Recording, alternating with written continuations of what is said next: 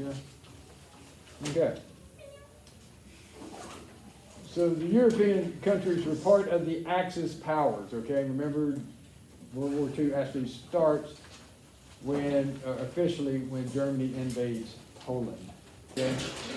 The country that fought against Germany and the Axis powers in Europe was called the Allied powers. And the main Allied powers were Great Britain, the Soviet Union, and France. And later, the United States would help in defeating Hitler. You never think they'd be together until like the end of the war, where Britain, France, Britain, Russia, and the Soviet Union were all like good pals until everybody got suspicious. Until the end of the war, and then they all, well, Russia kind of turned. Soviet Union. Okay, that's Russia. When Germany lost World War I, they were forced to sign a treaty. The treaty not only took land from Germany, but required that they pay a huge amount of money in reparations in countries they had fought. As a result, the German economy did very poorly. Okay? The citizens of Germany were not only humiliated that they had lost World War I, but they were also poor and struggling. It was during this time that Adolf Hitler and his Nazi party came into power.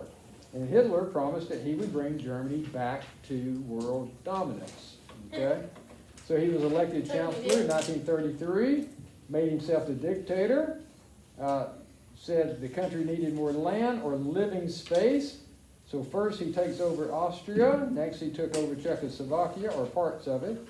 The other European countries didn't want war, so they didn't do anything.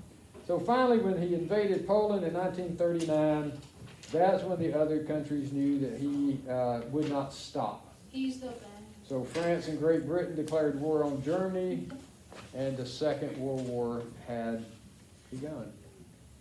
Prior to invading Poland, Germany made a deal with the Soviet Union.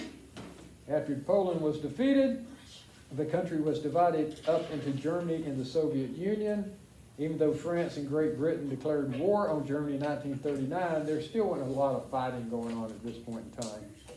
It was April 1940 when Germany went on the attack again. On April 9th, 1940, Germany invaded Norway and Denmark. And soon after that, they invaded the Netherlands, Belgium, and France. On June 22nd, 1940, Germany signed an agreement that gave them control of the northern half of France. So France was folding like nobody's business. I mean, they were just overrunning France. I mean, France, Okay. like 2 centuries before that, they had like issue with civil war and stuff. Up until this point of the war, the Soviet Union had been called an ally with Germany. However, on June 22nd, 1941, Germany invades the Soviet Union. So now the Soviet Union was on the side of the Allies. Yeah, he turned on them, but he didn't see that coming. Now, the United States has stayed neutral during the war. They tried to help out the Allies, but did not want to enter the fighting. So, however, on December the 7th, 1941, Japan attacked the U.S. at Pearl Harbor, and the U.S. became a major power within the Allied alliance. So, the U.S. So you've got 3 fronts. By 1941, Germany had control over much of the mainland Europe.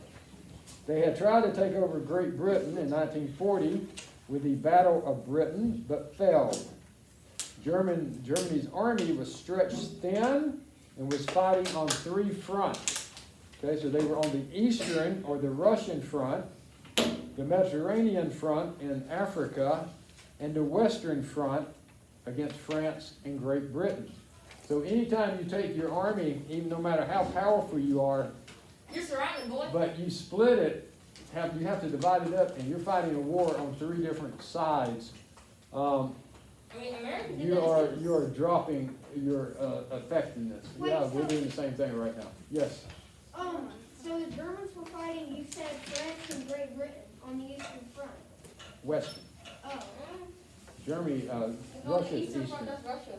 Oh, okay, yeah. Western front is France and Great Britain. They're fighting the Russians on the eastern. No, the eastern front is Russia. The western front is France and Great Britain. Okay? And America was on both sides of Russia, gotta be honest. Okay, the Allies starts to fight back. In 1942, 1943, the Allies begin to fight back. The British Air Force begins to bomb Germany, taking the war to German soil. Okay?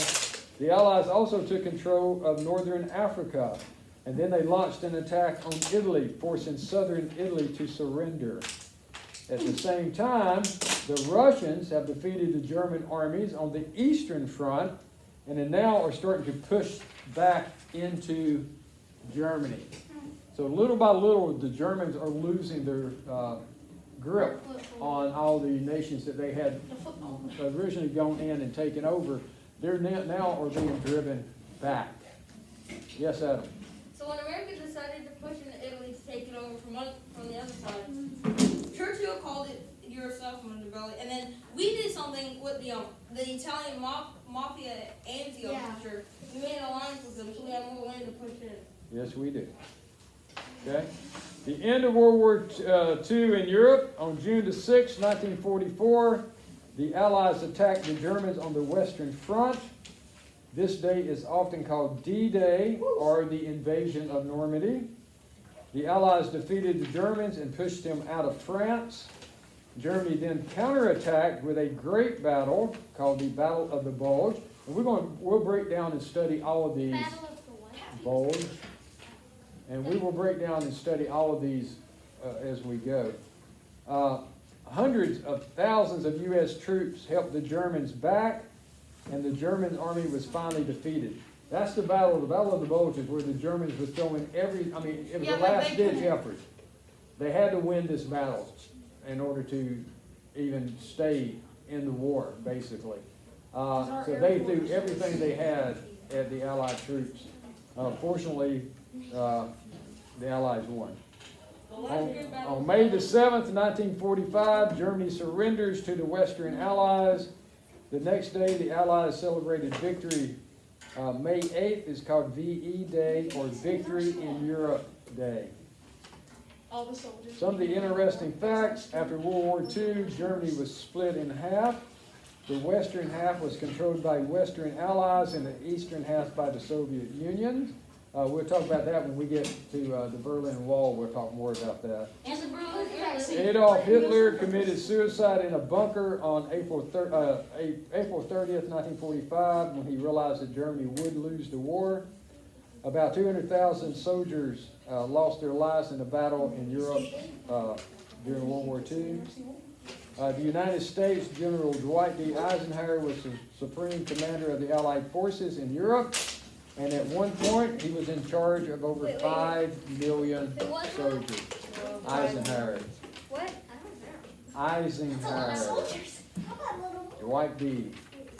They actually did a British steam engine after it. And the war in the Eastern Front was called the Great Patriotic War by the people of the Soviet Union.